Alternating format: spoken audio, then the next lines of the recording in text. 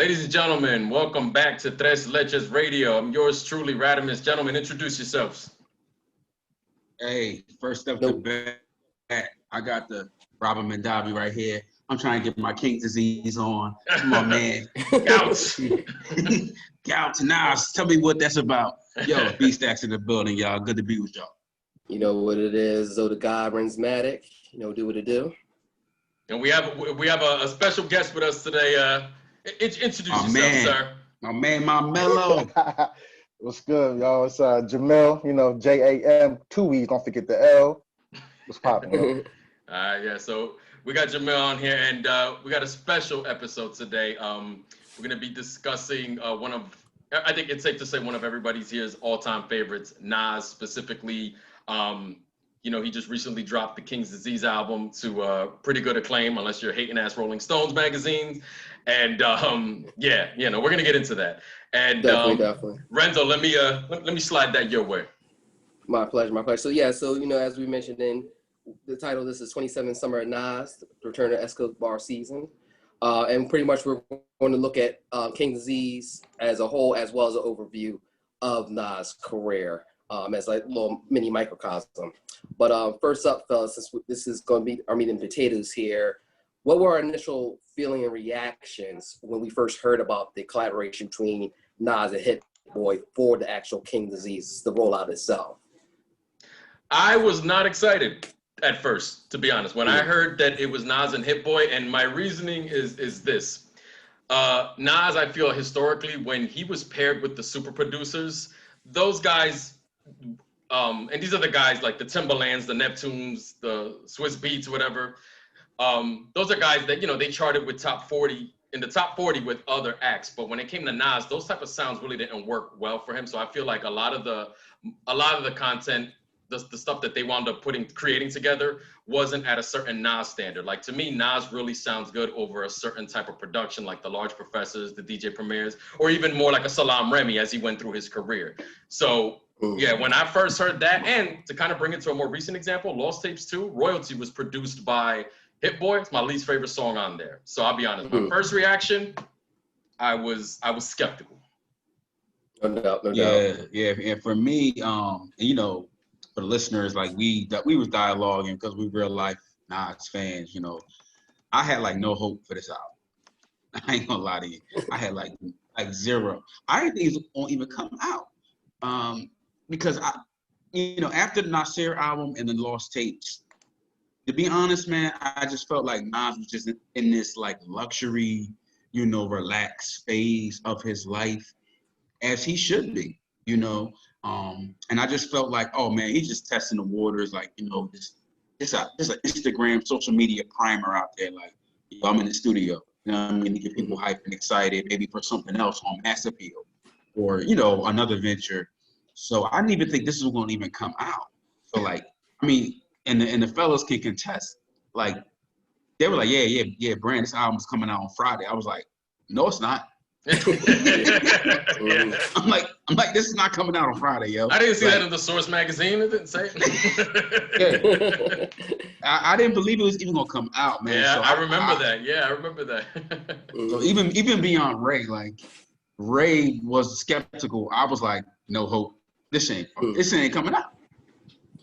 Yeah, I looked at it, and I think I might have been like the most positive of us.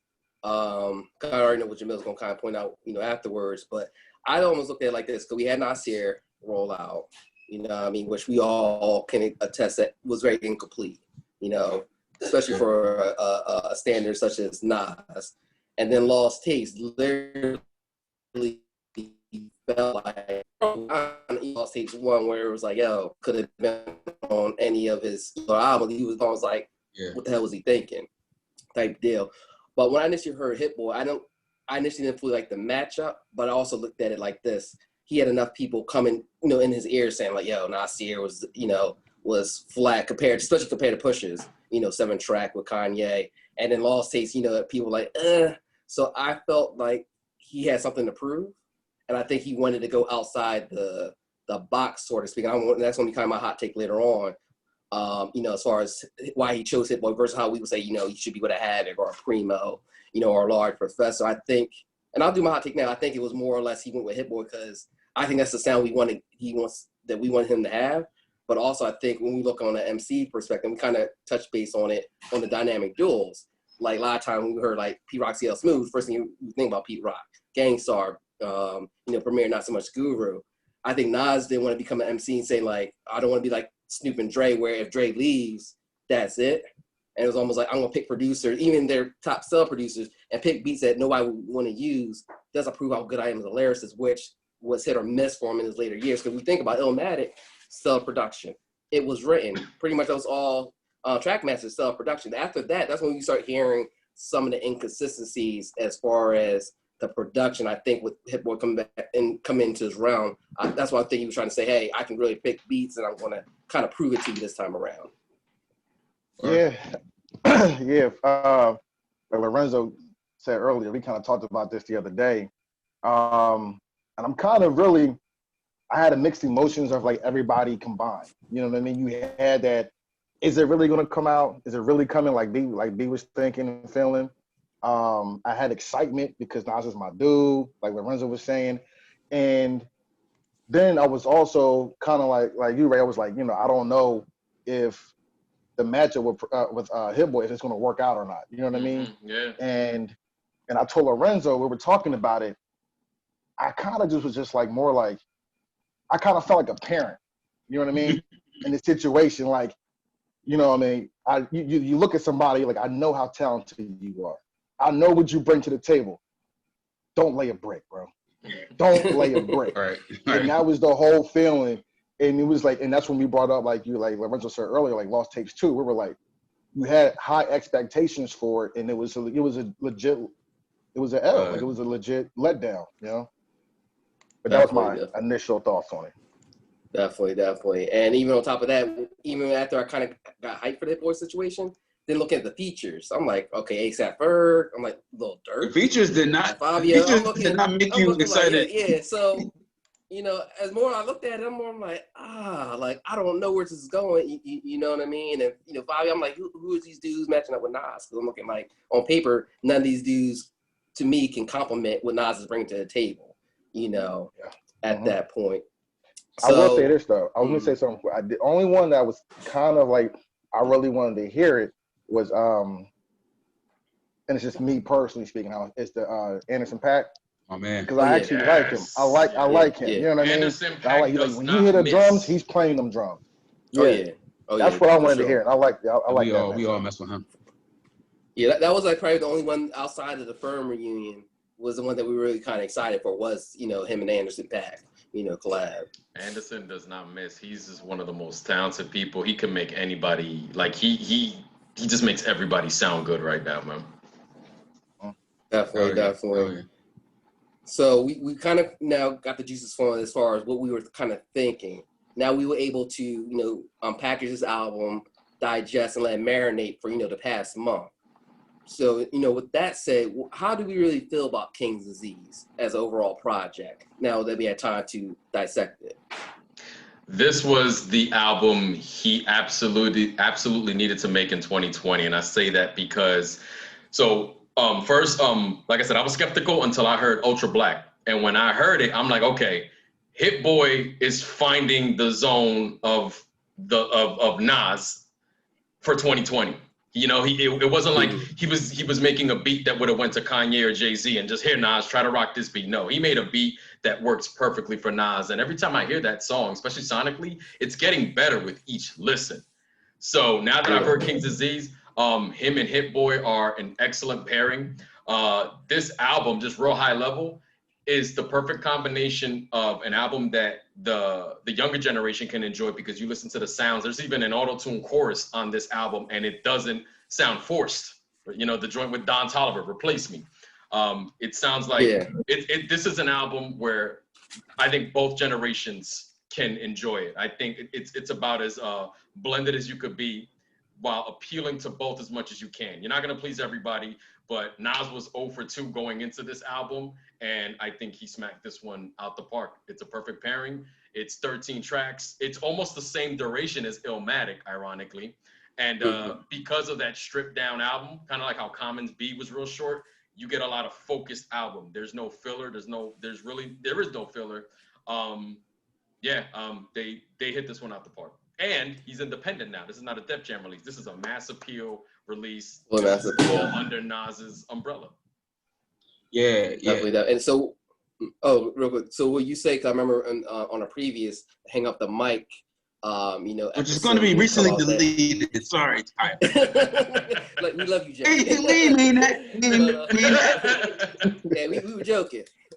But I know you said that you were wondering if Nas is going to have that album for this decade, and I'm guessing based off what you're saying that he kind of accomplished what you were wondering if he could do still. Yeah, because my thing was Nas at the very minimum, each decade he has at the very minimum, meaning it could be more than one, like a standout album for each decade. A lot of his peers can't say the same.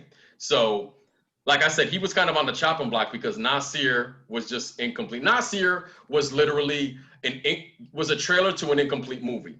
Lost Tapes 2 was B-roll to movies you enjoyed from before. And then this album feels like an independent film festival. When a movie that gets presented there, it winds up being a hit. You know what I'm saying? It's a complete product. And he snapped, I guess you could say, the losing streak, so to speak. So he's kicking off this decade the best possible way, in my opinion. Definitely. All right. So my take on it, I felt like this album to me was the follow-up to Life is Good. To me, like the feeling and lifestyle, the energy that it brings, like this is the second album after Life is Good. And if you track his discography, it kind of is. If we canceling out Lost Tapes 2, Nasir, and I think those are two. Yeah, those two. So if you cancel those two out, that is the next album. I felt whereas Life is Good, I felt like he had the storyline, right? But I don't think that album fully reflected like everything. I feel like he went for different things in that album. I feel like on this one, it's fully like, grown man B.I. Not that Life is Good wasn't, but I feel like he was just chasing other things there. And my feeling was this is the part two. Like this is on. And that's why we'll get to this later. It's hard for me to choose between Life is Good, because we're gonna get into like ranking his albums. It's hard for me to choose between Life is Good and this album because they're like interconnected to me. This is like chapter 22, verse A, and then King's Disease is chapter 22, verse B. You know what I mean? It like interlocked for me. This would have been a much better follow-up to Life is Good. Like if you just erase Nasir from history, this is a much better follow-up to Life is Good, easily. Real talk. For sure. What you got, Mel? Me personally, like I said, for me, I felt good, man. I really did. I just felt good.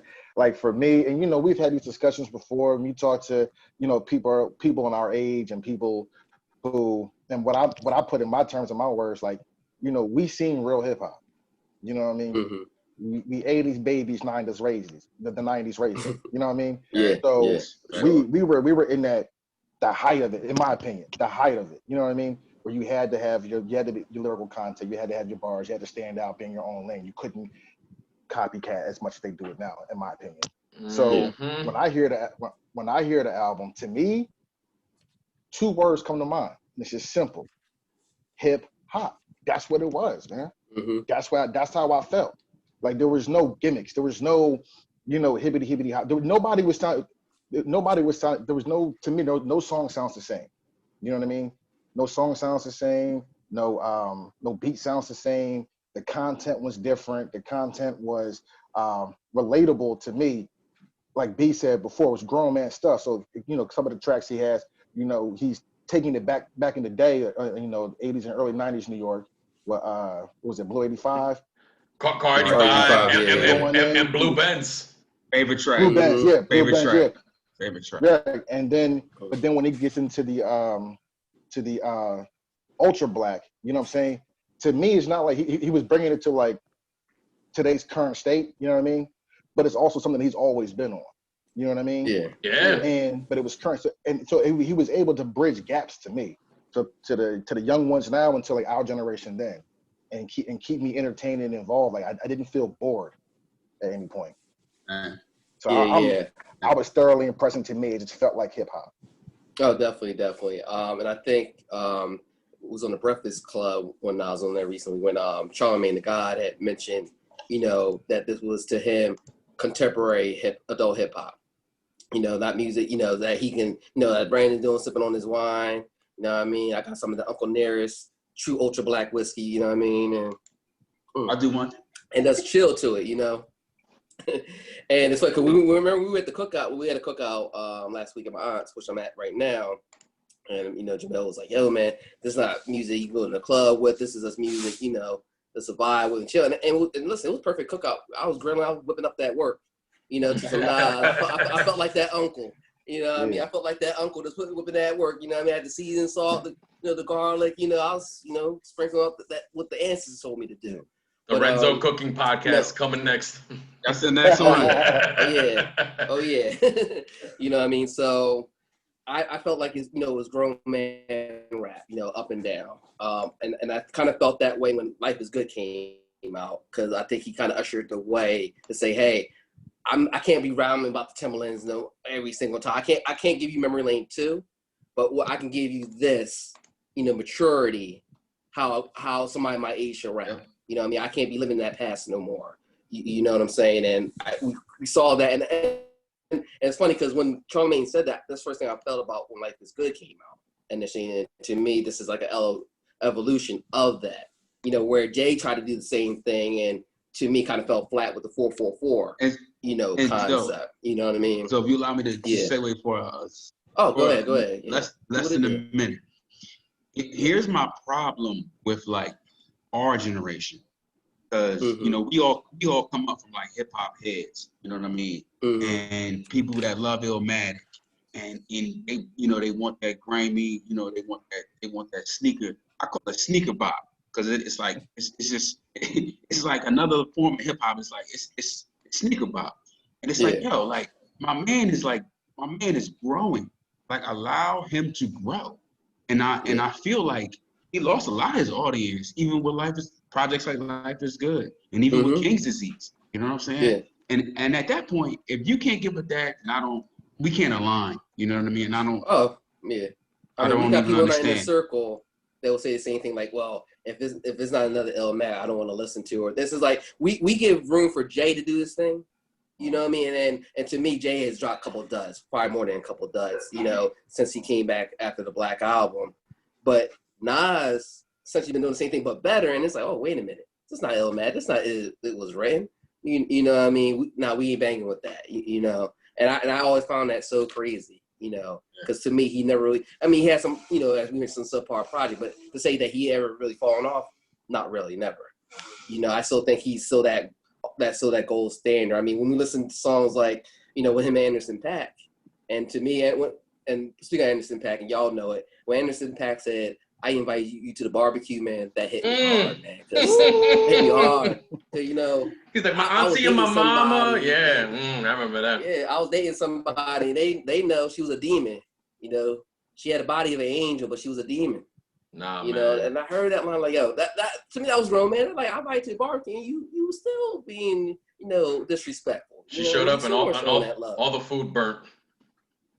Yeah, man. I almost messed up the food that day. Yo, hurt my heart. Yo. So Rolling Stone, they trashed the album, right? Yeah, I think they managed to like sum it up, like the one quick line of it. First off, they gave it like a low rating. Like if it was out of 5, they gave it like a 2 or a 2.5. I think 2.5 or something. Yeah, they just ridiculous. They put a broad brush stroke over it, saying it's like a misogynistic album or something. You got to look at it. Like I couldn't get through it because I knew whoever listened to it didn't listen to it. So Nas has been battling critics his whole career. I'm looking that up right now. Look it up, because it's funny, because I checked some of the reviews from the other guy just to see if he was something that he normally does, and pretty much any type of auto-tune rapper, trap rapper, real generic rapper, oh my gosh, he was doing this, that.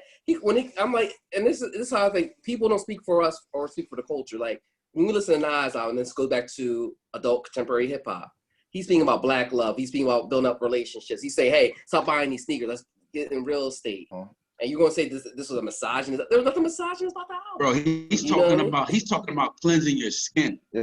Yeah. Like what?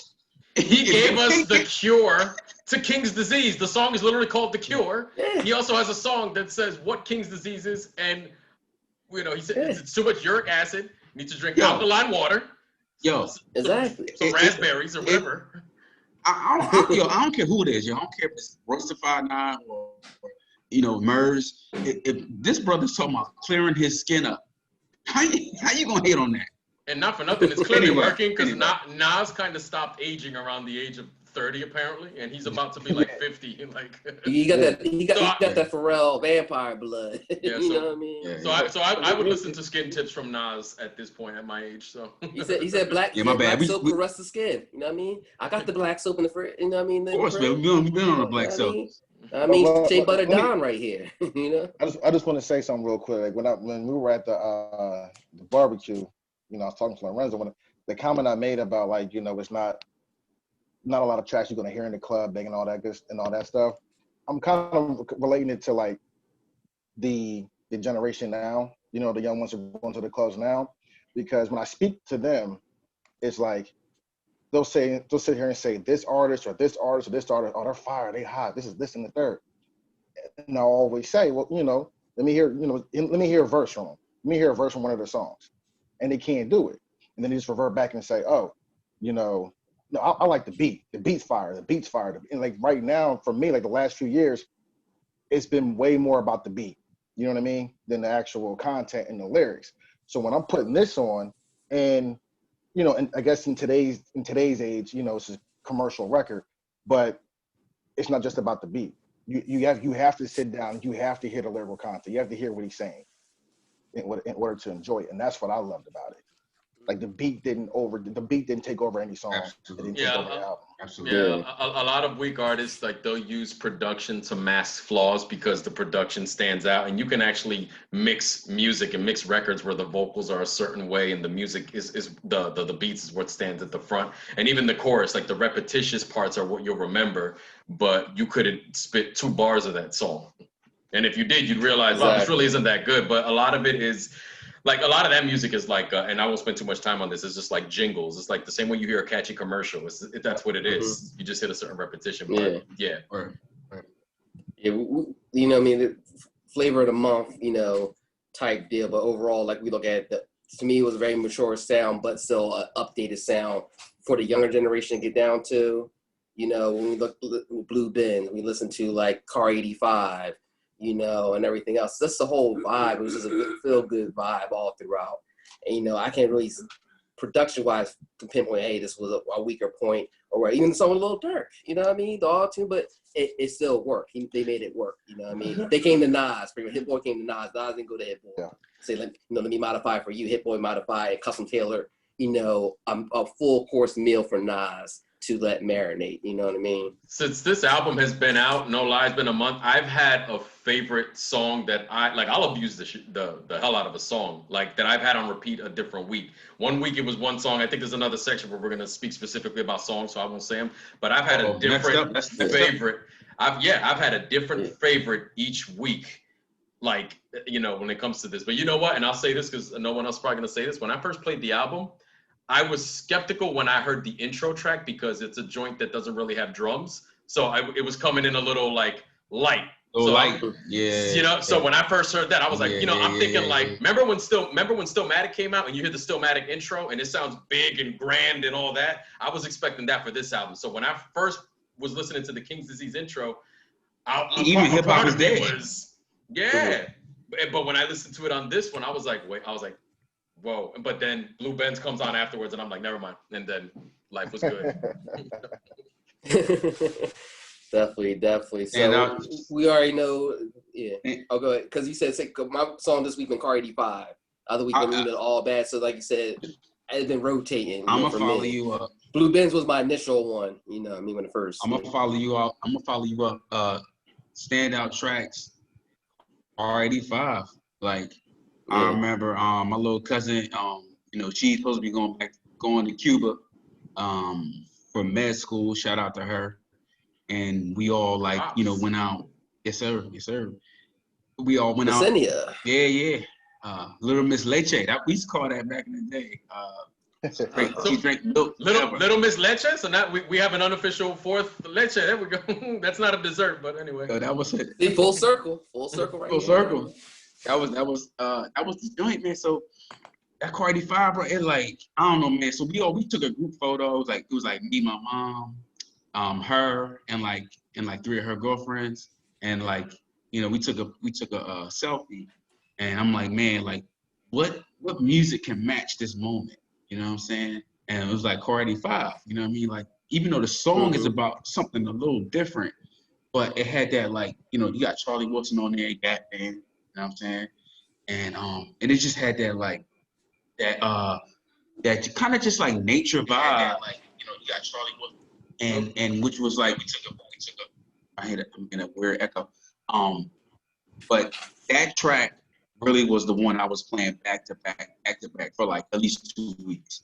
I really like the vibe with that one, and I mean he hit the mark because that's something that like you said, Ray. You looking for them drums, right? You looking for that that instant rumble, and Nas kind of hit me with a softball with the Cardi vibe. You know what I'm saying? That was a softball, but it went ways. You know what I'm saying? That song feels like the Can't Forget About You. Remember Can't Forget About You on Hip Hop Is Dead? I feel like the vibe of that is, I feel like it's this album's that. That's not like the favorite I was gonna say, but I think Renzo was gonna talk. So. Oh no, go ahead, y'all good. But, so Brandon, yours is right now is Car 85. You're saying is the that was the initial and then it became the definition. You know what I'm saying? With Brucey B on it, that's gonna go hard. You know what I'm saying? But yeah, those two. I would have to say, like I said, the songs that I've had on repeat each week.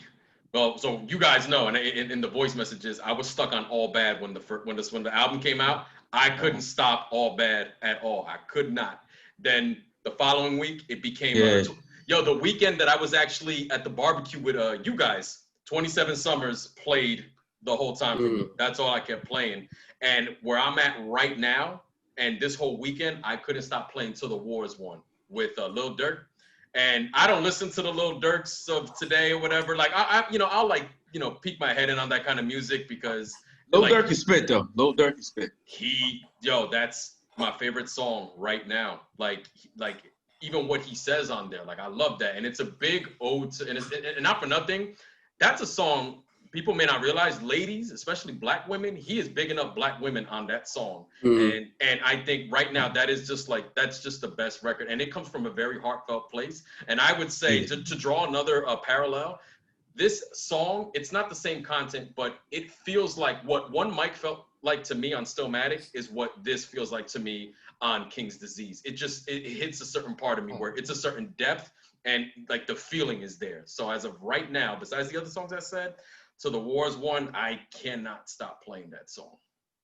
Hey Ray, real quick, before Jameel. Oh, hold on. There's a little bit of latency. Getting a little lag. Okay, yeah. So all right, I can hear you now. Say that again. All right. So before we let Mel go, I do feel like Ultra Black is the perfect single because if you haven't heard the whole album at all, like Ultra Black really encompasses the whole thing. You know what I'm saying? It's not my favorite song, but it is the perfect song. He's done songs like that his whole career, and then to drop it in the climate of what's going on now, and it doesn't feel forced. It doesn't sound like he's pandering, because anybody who could try to accuse him of that, it's like, have you ever heard a Nas album in your life? He literally put out an album untitled. We know what the name of it actually was. Like, he dedicated a whole album to that topic, so it's not forced. It's not. Yo, Ultra Black reminded me of Nas's Life in 1999. Mm-hmm. You know what I'm saying? I can see it. when Nas like came out, you knew, okay, this is what I'm going to expect from I Am. Mm-hmm. Yeah. I'm gonna let Mel go. Yeah. Nah, I think the first song really that I played over and over was probably Blue Benz. And I don't know what it was. Like for me, that was like when I got in the car, that's what I'm playing. Like, you know, and I played it so much that at the barbecue, you know, Lorenzo can tell you, I went and got some ice, right, on the way to the barbecue. And I pulled up. I didn't get out the car. I put my window down and I yelled for him to come get this ice because my song wasn't over yet. You know what I mean? But that's when you know you like a song. Yeah, he didn't come through. He didn't come through. Yeah, like my brother and Rel came through. I'm legit in the middle of the street, just honking the horns. I'm not getting out the car yet. You know. So for me, the first one was the Blue Benz, and then All Bad, just because I had the like. I have it's kind of like we said earlier. Well, Anderson .Paak, man, is like I love what he does, but also like I respect what he does as well, and how he goes about it. Like, you know, when you hear them snares, it's no beat machine. You know, that's him with two sticks in his hands, and he's going at it. You know what I mean? And a lot of times he's doing that, you know, while rapping or singing, whatever he's doing. Yeah. So I played that one for about a week straight. You know what I mean? And that was almost like a, I don't know how to word this. But okay, so for me, that was when I'm at work and I don't want to be at work, I push play. You know what I'm saying? I'm like, it was all bad. And your day goes by. Right, man. Right, you know, I woke up feeling good, but you're right, man. But, you know, and then again, it was Definition. Definition is another one I just kept going on. The only thing with was it Cardi 5 with Charlie Wilson? You know what I'm saying? That one I had to grow on me a little bit. Yeah. Same thing just for the me. fact of same thing for now. Don't get me wrong. I know that's Uncle right there. But hearing him, I'm so used to hearing it. Maybe I'm just ear deaf. I'm so used to hearing him with Snoop or doing something with that in that type of lane. Yeah, and at certain points to me, it felt like that. Like when he came in, I felt like Nas was here, and then Charlie would come in a little bit like too high. You know what I mean? Like his level was higher than Nas's. Like it wasn't matching. But it grew on me though. It was one of them that had to like really grow on me. And now I love it. Yeah. Same. And that's how it kind of shifted from like last week into this week. My go-to. And it's funny because, you know, I was with your brother Smooth the other day, and 10 Points came on. 10 Points always, to me, is another standout as well. And I like that because, you know, Ray will tell you, like, you know, when we message each other, when we, you know, text or whatever, for a lot of times, we always end our conversation with Peace Game, you know, back and forth. And hearing that, and to me, this is a very empowerment song, you know, as well. Like I say, he's talking about wealth. He's talking about let's do stuff outside of the materialistic things. And plus, he was a prophet. He mentioned LeBron. The day that album comes out, LeBron had 10 points. That was when I think he said that was when the song was recorded, right? They said, I don't follow basketball, but I think it's saw that he scored 10 points the night that song was recorded. Yeah, that was why he titled it that. Career playoff low, like, you know, so profit, literally, you know what I mean? But, you know, week by week, you always find something for a different mood. And like I said, this goes back to that same theme, that contemporary hip hop, you know, based on what's going on with your life or whatever. Say, man, I feel I'm in the Cardi 5 mode right now. You might get that raised Blue Benz in it, you know. So it just has that adult grown man rap feel that we hear from like the likes of me, like a Common, or likes of Fonte, you know, Little Brother, and everything. But I know we've been talking about the album, you know, for, you know, probably a little bit too much now. Well, I won't say too much, but, you know, we try to keep it still within the time constraints. But now we're looking at Nas's overall career, like a microcosm overview.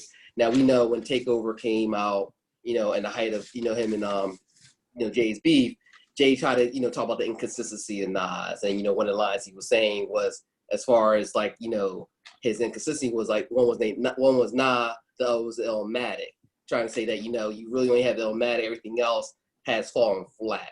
It's a one hot album every 10-year average, and that's so yeah, exactly. Exactly. We know obviously that's not the case here, but let's look at his albums as a whole, and we'll say projects, because he had some compilations. He also had, the dual album with Damian Marley, with the Sorreltas. So let's break down what we feel is like the 5 strongest Nas projects overall. How are we feeling right now? All right, I'm gonna lead off first with this one. Chris Webber, Blunt Ashes. Blunt Ashes. L to the no.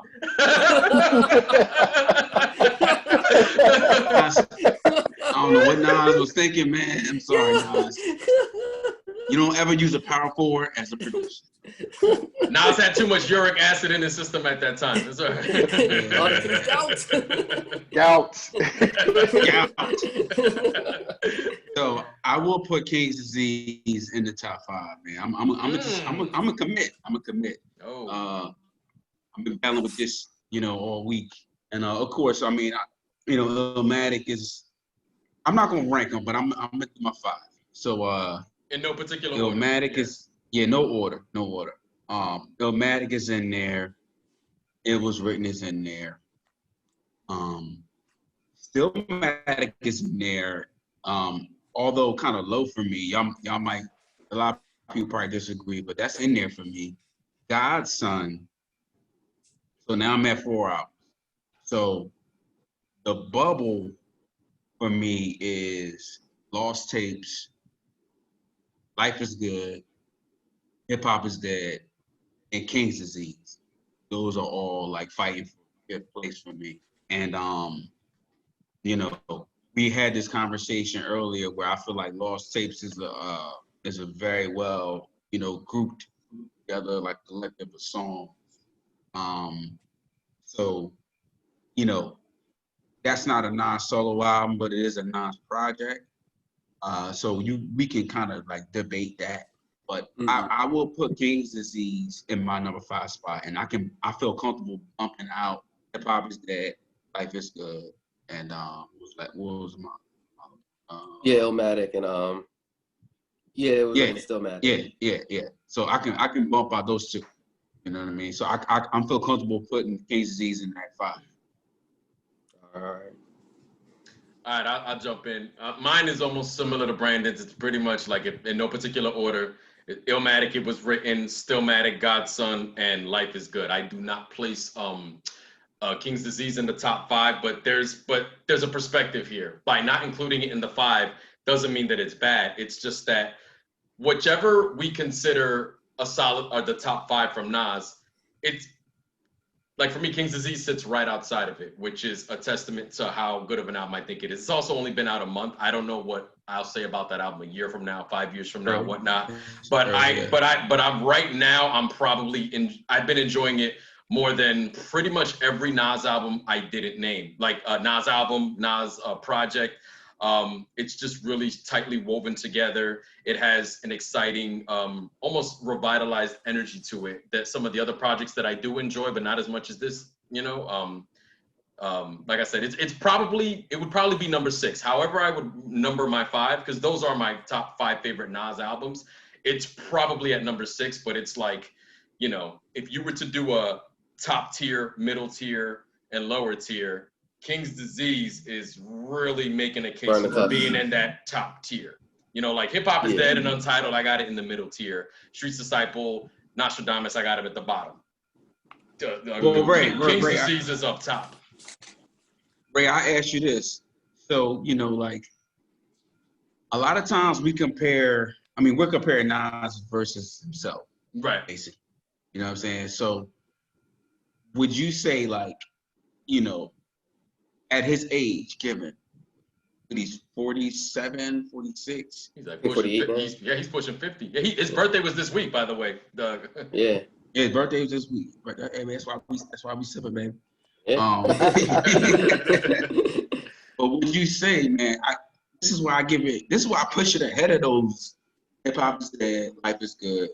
I push it ahead of those because of the age factor. Like he's getting older and like getting better. You know what I mean? So I don't know if that's what I was taking into. Mm-hmm. So the only real difference between my list and your list is that number 5 spot. So you included King's Disease. I put Life is Good there. I still have Life is Good there because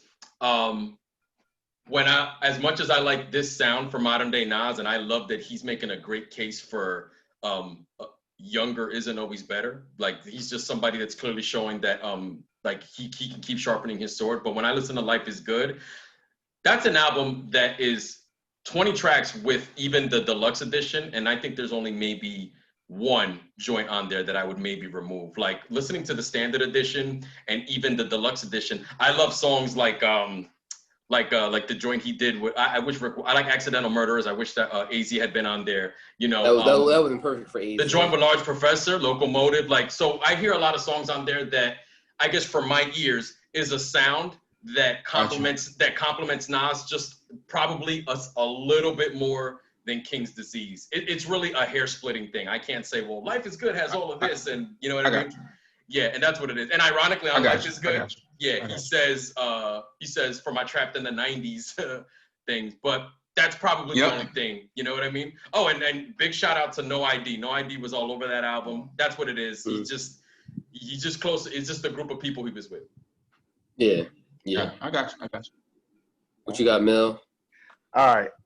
So there's no particular order except for two. All right. So, and I say that's kind of like stupid to say no particular order, but there's two. Anyway. I forgot about I Am. Holy moly. Okay. I love I Am. All right. So I made a huge mistake. Never mind. I'm done. I got to kick him out of the Zoom. All right. Let me see. So for me, Mill, you got I Am in there? Yeah, I do.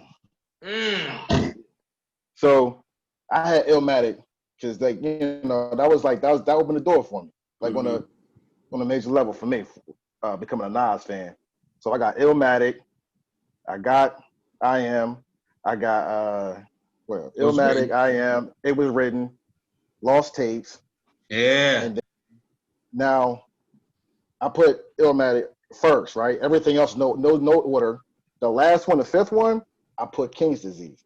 And the reason why I did it is kind of like you were kind of like you said it a little bit ago, is at his age and how he's doing it. He's not showing. He didn't show that he can still do it. He showed us that he does it. You see what I'm saying? And for him to come in, like you said, at 47, working with, for him, would be a younger producer in the hip hop community. You know what I'm saying? From when he started till now, working with him, kind of going outside of his box, but it's still Nas. He remained true to himself. He remained true to everything he does. You know what I mean? So to me, it was like he didn't try to conform to today's hip hop. He didn't try to conform to today's ears. Yeah. He's trying to make today's ears conform a little bit to what he's doing, but he's not force feeding it. And I thought that was genius. It's genius. You know what I mean? So I put that at 5. I ain't mad at that. Yeah. No. I think to add to what you say, Jameel, I would say, and conform isn't the word that I would use. I think he definitely didn't conform. He didn't try to just do the Migos flow on every song, which is what everybody's doing now. He found that balance of the sound of today, but for Nas, while Nas doing what Nas does best. And I think, and like I feel you on that. He found the balance. Def. My list is somewhat similar, and I juggle with the 5 spot. I think obviously Illmatic is the Bible, the Quran, the Torah. So that's what I'll say. Stillmatic, I always held very high. I know you were saying, Brandon, it might have been on out of your top 5 on the lower portion, but I always look at Stillmatic during where I was at in 2001. Well, not so much, at time in high school. Yeah. We had 9/11. My bad. Yeah. Like in real time. When it came out. When it came out. Because honestly, we can talk about Illmatic. We can talk about It Was Written, which is also there as well. But Stillmatic was probably really the first album as coming into it as a young adult that I can really digest. Before, it's almost like you're a kid trying to say, what is he really talking about? Now I'm coming of age. And now I'm like, okay, this is what this guy is on. This is what he's, breaking down. And I just look at, My Country, Poison. And I'm hearing songs like that, which are still so relevant to what's going on right now. You know what I mean? and everything, him rapping backwards, Rewind. Oh everything, man. rewind. I mean, like that concept was never done. That's he's such an innovator. You know what I mean? And so for that time, it was just such a special time because everybody kind of written Nas off when Takeover came out. I remember I was in library class. I remember the time it was like 10 o'clock in the morning. I'm in study hall, and that's when DJ K Slade dropped it, and you just heard the beat, and you're like, "Fuck Jay-Z," and I had to call my chum. I'm like, wait a minute. I was like, when that beat dropped, and people can say whatever they want with that beat, but it matched his emotion, it matched his aggression. The Tupac sample just freaking took it over the top. The next day. No, that ether blew a hole in the speaker. Yeah, and it still affects Jay.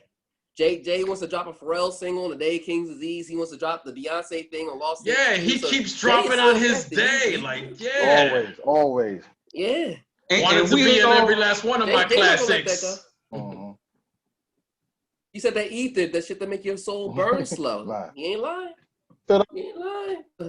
Yeah. That broke a lot of speakers, boy. And I was banging every day. And everybody. Hard. Yeah, so those are my two right there. You got It Was Written, you know what I mean? That's a given there, especially, with Lauryn Hill, Affirmative Action, that was on there. I'm on the same page with Lost Tapes. Granted, there might have been B-sides, but those B-sides are better than people's quote-unquote Lost Tapes amazing. Period. I think Lost Tapes, I'm gonna shut up. But nah, I agree. Yeah. I got the hot take. I think I told you my hot take. I think Lost Tapes is overrated. Well, so do you got I Am? No, I don't. Because up until probably the last 5 minutes, I had Life Is Good in my fifth spot. Yeah. But I switched it to The King's Disease as well. And that's why I was literally going back and forth in the fifth spot for the past week and a half. Because I felt like they complement each other so much. I think the main difference, not even so much with the age of King's Disease, I think more so he just got right busy with it on King's Disease. Like, to me, Life Is Good. Not saying it was there, but it was almost like a build-up. Like Locomotive, it was building up. To me, it was like, here where we at right now. I got 37 minutes. Here's where we're at right now. Exactly. And that's why I kind of get that slight edge to it. Yeah, King's Disease bumps Life Is Good for me. You know what I mean? Like I said earlier, they're very connected to me, but it's almost like the prequel, and then he ends the chapter. You know what I'm saying? Yeah. With this album, starting from Life Is Good. I will say too, my bubble was Stillmatic though. That was my bubble. Like, Okay. But no, these are good lists, and what's good about this podcast is that we're not yes men to each other. You know what I mean? Right? You said Lost Tape was overrated. We respect. I'm gonna have a bunch of I'm gonna have a bunch of eggs on my window. Yeah. You know what I mean? That hurt me. Not happy with that. But we respect it. So, you know what I mean? We respect it. We know we about the culture, and we're going to figure. And it's all love here. But and to upset the internet, my favorite Nas album ever is Stillmatic, not Illmatic. Woo! Hey, you're not the first one I heard that. I probably won't fully agree, but I can understand it though, based on where he was at that time of his career. So I won't debate it. You know what I mean? But we can make another podcast of that. But I figure let's just put all our cards on the table. I won't either say no. Wait. Hold on. My internet kind of interrupted. What'd you say, Jameel? I said I can't debate it either. I'll just say no. She said, "Oh no." Oh no. He said, "Oh no." I'm saying, "Oh yes." That's a little inside right there, y'all. All right, but just a little bit over time, but you know what I mean, always a pleasure. Any final comments? You know what I mean, before we wrap things up tonight, though? Real quick, man. We didn't mention the firm, man, and this shows how good this album is because we all love AZ, Fox, you know what I mean, the whole band, and we didn't even mention them, and Dr. Dre. So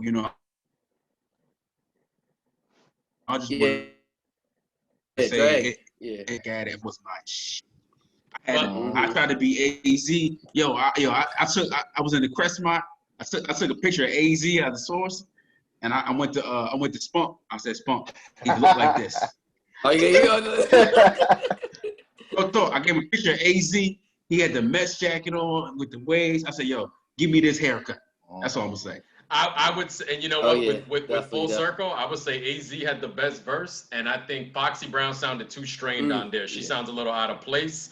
It was nice to hear them all back together again. Never thought we'd hear Nas and Mega on the same track again. And it was a good, nice. It was properly titled, but I say Foxy Brown sounded like she was kind of straining herself a little bit. And the other thing I wanted to mention before we go was I did not like Big Sean's verse on "Replace Me" at all. Oh. I wasn't in love with it. I think it still fit. I wasn't in love with it, but compared to Big Sean's other stuff, I still think it still complemented the song. But I could have, it could have been probably another rapper in that place. But I don't really think it took away from the overall feel. Damn, Ray at all. Yo, the only line I like is he says, he's like, hey. He got one line in there that I think is dope where he says, a heart of gold and I bought you diamonds, but like stars, you got a lot of where words have power. Like that wasn't clever, bro. Like all you did was say a scientific fact. That wasn't a clever delivery. He bought clothes for her and his father, and her father. Big deal. A lot of that verse was not clever. I'm glad it was just an 8-bar verse. Now I should have had Scarlett on that instead of Big Sean. Oh my God. Hold on. We gonna let Mill, get his spill bars. But But Ray, here's the thing. Are you aware that what he's talking about on that verse? I don't care. No, because what he talks about on the album, there's better. All Bad is a much better relationship record on there. All right, but do you know who he's talking about? So he's either talking about who? Big Sean? He's either talking about Jenny or Naya Rivera, because I know he was with the girl who passed away. Naya Rivera. Your first answer. Yeah. So. It still don't make it a dope verse. You don't like it. You don't care either. but here's the thing though, and for the listeners, we've been trying to, dig into Big Sean's new album too and kind of be unbiased and just check out new stuff. But he's being more open about his public relationship and it's about her. So it's it ain't no ain't no imaginary chick. He's talking about his real relationship with her. It was grown man rap from Sean. I just think I cringe when I hear I bought you clothes and your father clothes. I'm like, really? Okay. I mean, that's honest, but okay. I'm glad you went to Bradley's for them. All right, go ahead. I mean, like I said, I didn't hate it. I didn't love it. You know what I mean? I feel I was indifferent about it. I didn't hate it, didn't love it. Was it trash? No. Was it a memorable verse? No, it wasn't memorable. It didn't stick with me like other tracks, other verses on the song or the album. But look, you fellas, I just want to say thank y'all for letting me indulge in this conversation with you brothers for the last, about 45 minutes to an hour. We about an hour, but it's all good. All good. Yeah. You know what I mean? I appreciate you. Yo, glad to have you on, man, because you're supposed to get on when I was rocking with the 2 Cents podcast. And we never was able to connect. So this is all full circle. Full circle. Listen. You the tragedy Gaddafi of Trace Leches. Let's so you know. We'll sprinkle you all throughout. It's all. And Ray, you already know this. We already talked about this before. The next time I come on here, if y'all want to talk, if y'all do a show, my man SNOOP. Man. Lorenzo done heard my mouth all summer. The verses, Snoop verses. Just put some respect on my man's name, man. Snoop more respect Snoop Dogg on his or name. Snoop Lion. All right, okay. So Jameel. So before we get out of here, so this is what I've been saying. And he already went. He went verse X. I thought it was great. I think that Snoop got enough to go against Jay-Z, and he always had enough. Absolutely. 20 songs, definitely. He has a solid 20. Yeah. Here's my thing. Like you said, okay, Snoop versus Jay. He can easily go up against Jay. Thank you. He can easily go up against Jay, and people don't think it's going to be no cakewalk for Jay, because to me, if you're going right now, and if we were a betting man, you know what I'm saying, Snoop -3 right now. He -3. You know what I'm saying? He got the odds to win this thing. Because he's been doing it for so long. 1991. Doing it for so long. He's been consistent, but to me, Snoop really never got that full respect like some artists do, like the Jay-Z's, even the Nas's. He's never brought into that category of, is he one of the best to ever do it? Not saying the best, but one of the best to ever do it. And it's about give my man his respect. Oh, we're gonna say that. That's a preview of the next Jameel episode. Yeah. We're gonna say that. I get emotional, man. I get emotional. Now we're gonna say that, but thank once again, brothers. Always a pleasure rocking out with you guys. Great episode, and we're gonna do it again in 2 weeks. All right. Once again, thank you, Jameel, and for everybody watching right now, obviously follow us on all our accounts, all our social medias, Tres Leches Radio. Subscribe to the YouTube. We're moving more in that direction. Did you like this episode? Did you hate the fact that I hated on Big Sean? Give us the love, give us the hate. Engage with us. We will argue back with you. We want the smoke. All right. Oh, we always want the smoke. King's disease. But till next time. King's disease. Salud, brothers.